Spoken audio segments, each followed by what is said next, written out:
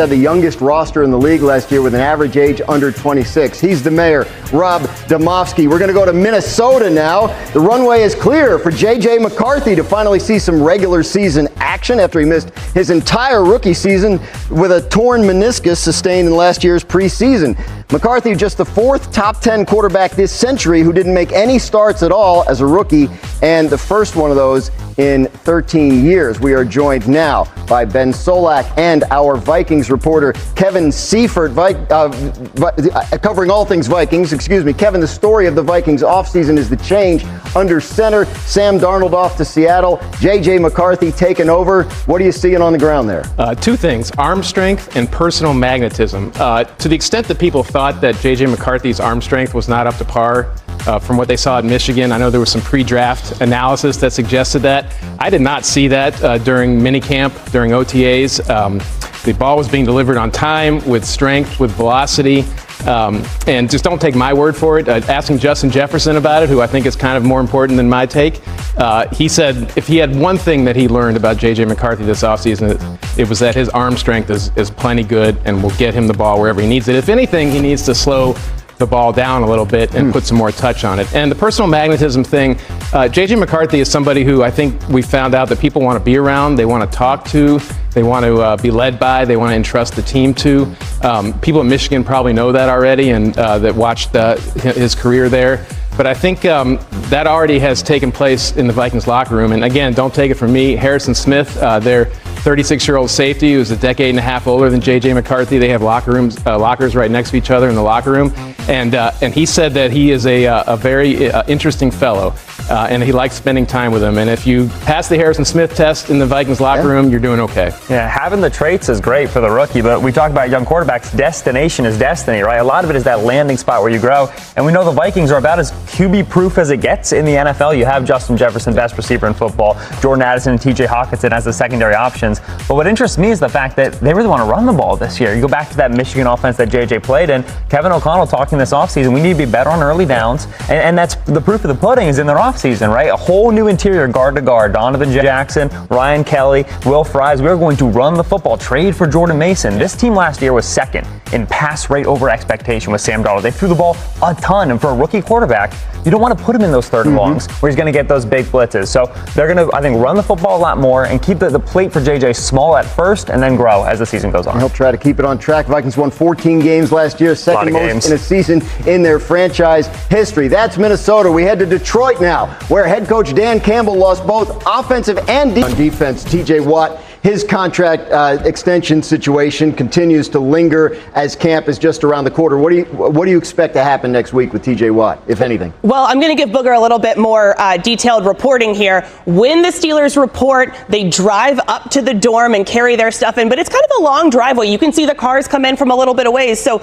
that's what we're going to be doing Wednesday morning, is keeping an eye on those cars to see what's driving in. I'm going to be looking to see if TJ Watt's SUV is coming down the driveway, because it didn't park in the parking lot at minicamp in Pittsburgh. And that's a sign to me that this contract negotiation is very contentious. This is not a done deal. The Steelers typically try to run out the clock and get these deals done right before the start of the regular season. Once week one hits, they do not negotiate contracts. So it's not even an arbitrary deadline. That is their drop dead deadline. So we'll see if he shows up. Maybe he can help move Aaron Rodgers' mattress into the building. Maybe they'll put that in the contract, and that'll help get it done. Who knows? Look, there's a lot going on with the Pittsburgh Steelers, who have failed to win a playoff game in 8 straight seasons, which is their longest such drought since the 1970 merger. So a lot still has to come together there. Brooke Pryor will be following it all for you on ESPN. The Sports Humanitarian Awards, now in their 11th year. They're a platform that celebrates the athletes, teams, and sports industry professionals who make an impact on their communities and throughout the world. The Indianapolis Colts are a finalist for Team of the Year for their initiative to help raise awareness about mental health. What is up, Vikings Nation? It's your guy Victor here, and we might be staring at one of the craziest, most unexpected moves in recent franchise history.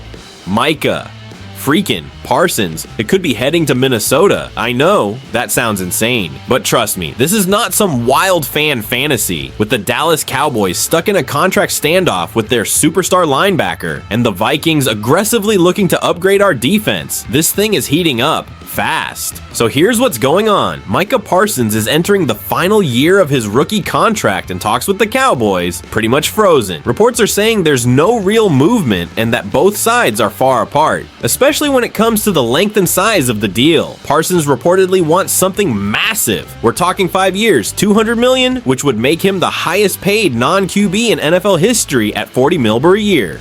But guess what? Jerry Jones and the Cowboys are hesitant. They've always preferred longer deals, and now there's even talk they want to shave off a year or two, and which Parsons and his camp are totally against. And that's where our Vikings come in. Sources around the league are now saying that the Minnesota Vikings are watching this situation very closely and preparing a potential trade package to bring Parsons to the purple and gold. And honestly, it makes total sense. We already know Brian Flores is building something serious with this defense. The scheme is aggressive, creative, and tailor-made for a freak athlete like Micah Parsons. Can you imagine lining him up alongside guys like Jonathan Greenard, Blake Cashman, and Byron Murphy Jr.? It would completely change our defensive identity.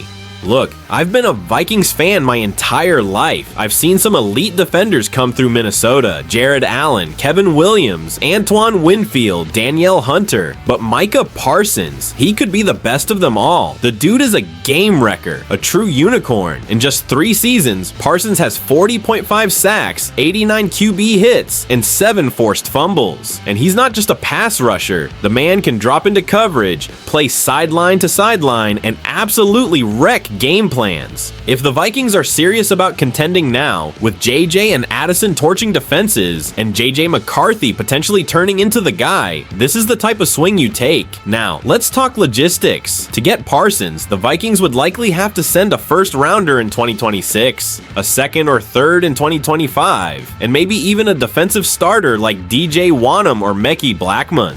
It's a steep price. But remember, Micah Parsons is 25 years old. This isn't a rental. You're getting a franchise-changing piece at the peak of his powers. Meanwhile, Dallas is already sniffing around other options. We've seen reports they're targeting Trey Hendrickson from the Bengals, who's on an expiring contract and way cheaper than Parsons. That move would only make sense if they're preparing to move on from Micah.